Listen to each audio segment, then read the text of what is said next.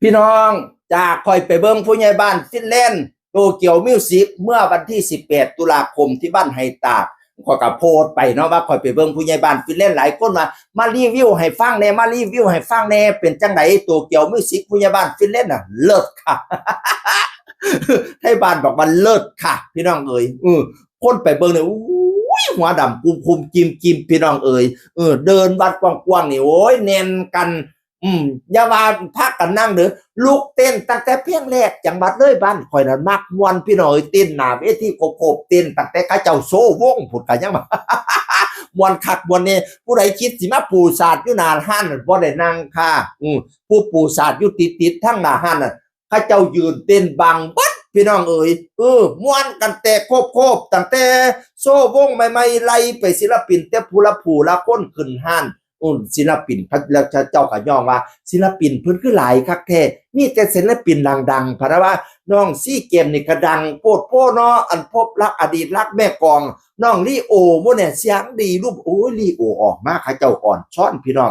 ข่อยถ่ายคลิปอยู่เนาะข่อยได้ยินเสียงข้างหลังป๊าดผู้ใดมาผู้ดีแท้ว่าเสียงไทยเลยเว้ากันป๊าดผู้ใดมาผู้ดีแท้ว่าซั่นว่าน่ะผู้ดีอีหลีน้องลีโอนะพี่น้องเอ้ยแฮงมานั่งหน้าเวทีอันตอนรับทิปน่ะเนาะป๊าดมาผู้ดีแถวบาลาคำแพงก่อนแก้วเขียวหมูตันพันหมูดอนบ่แม่นผู้ดีแต่น้องลีโอพี่น้องผู้ดีสุผู้สุคนน้องสแตมน้องสกายน้องน้ำอูนอันแต่ว่าจุดนี้ครับวิเชียนนี่ขึ้นที่หลังขึ้นช่วงลำซิงไว้บ่แม่นตีนึงกว่าพุติราคาเจ้าก็ย่องว่าช่วงลำซิงน่ะม่วนสุดๆพะนะว่าน่ะม่วนบัดสุดท้ายน่ะม่วนคักม่วนแน่ช่วงลำซิงนะว่าซั่นมาไทยเลยเว้าพี่น้องเอ้ย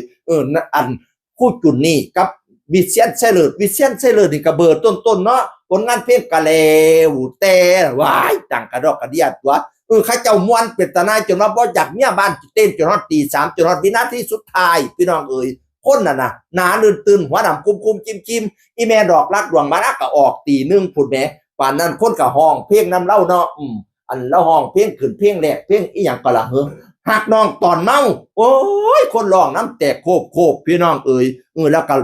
ล่ำก่อนห้อยใจบังไฟแสนที่เราได้รับหน้าที่จากผู้ใหญ่บ้านฟินแลนด์ให้ห้องเพลงนี้คนกะฟอนกันม่วนแตกโคบพี่น้องเอ๋ย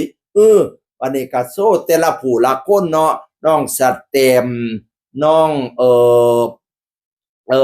น้องสกายผู้แนกบรรลุน้องยูริโตเกียวมิวสิกนี่ก็ร้องหลายเพลงม่วนพี่น้องเอ๋ยแล้วก็โอ้ยข่อยไล่ไปเบิดบ่ศิลปินเพิ่นหลายให้เนาะพี่น้องเอ๋ยคู่แนกบรรลุโปรเจกต์กล้องว่าอยู่กับผู้สิ้นจังบ่ได้มาน้องอาจกับน้องแม็กสลันเขาบ่ได้มาแต่ปานนั้นศิลปินก็หลายอยู่พี่น้องเอ๋ยขาดผู้ใดขาดแอนนี่ก็ร้องเพลงม่วนพี่น้องโอ้ยหลายผู้หลายคนสรุปแล้วคือเลิศค่ะโซวัฒนธรรมของน้องลีโอก็เลิศค่ะผลงานเพลงล่องมูลน่ะเลิศค่ะน้องซี่เกมกันร้องเพลงผู้เบาไทยเลยกับสุดยอดจ้าผู้ใหญ่บ้านฟินแลนด์เปิดตัวโอ้ยคนแตกโคพี่น้องตอนผู้ใหญ่ฝรั่งฟินแลนด์ออกมาในฮอบกหวกนั่นเนี่ยมวนซืนเป็นตาหน้าพี่น้องเอ้ยแล้วให้เป็นผู้เบามวนอยู่แล้วเนาะเอาปากไปแบะนี่กระรอกคนละโหแล้วแตกโคพี่น้องเอ้ยขนาดว่าผู้เลี้ยอยู่ไก่ต่อไก่เนาะโอ้ยอยู่เมืองผูเมืองผาเด้อบ้านให้ตากพี่น้องเลยขึ้นไปแสดงทั้งผู้ว่าไว้แต่ว่าเขาว่าเ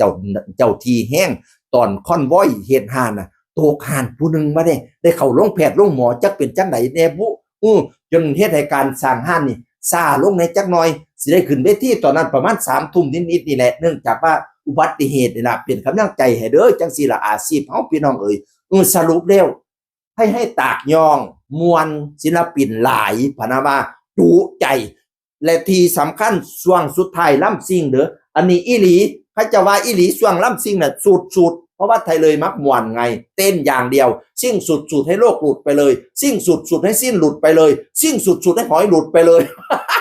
ช่วงล่ำซิงก็เลยม่วนเป็นตาในแต่ว่าข่อยยอมรับว่าข่อยอยู่ฮอดตอนอีเมดอกรักดวงมาลาออกพี่น้องอยู่ได้ไปไทยกับอีเมดอกรักช่วงวิเชียนกับช่วงอันล่ำซิงวิเชียนข่อยบ่ได้เบิ่งดอกช่องวิเชียนข่อยเป็นนอนฟังอยู่นั่นแต่ว่ามื้อเช้ามาเขาบอกให้ข่อยฟังอีหลีว่าลำซิงน่ะม่วนลำซิงวิเชียนน่ะแม่นขึ้นกับคู่จุนนี่แล้วน่าสิขึ้นกับคู่จุนนี่เนาะเพราะว่าเขาเจ้าคู่กัน ต้องเว้าแบบว่าเจ้าของบ่ได้เห็นกับตาเด้อต้องยอมรับว่าขับก่อนตีหนึ่ง นั่นล่ะก็เลยว่าได้ยินเขาเจ้าเว้าอีหลีว่าลำซิ่งนั่นม่วนนั่นล่ะเสียงคือคนเก่าเว้าสู่ฟังสวัสดีครับ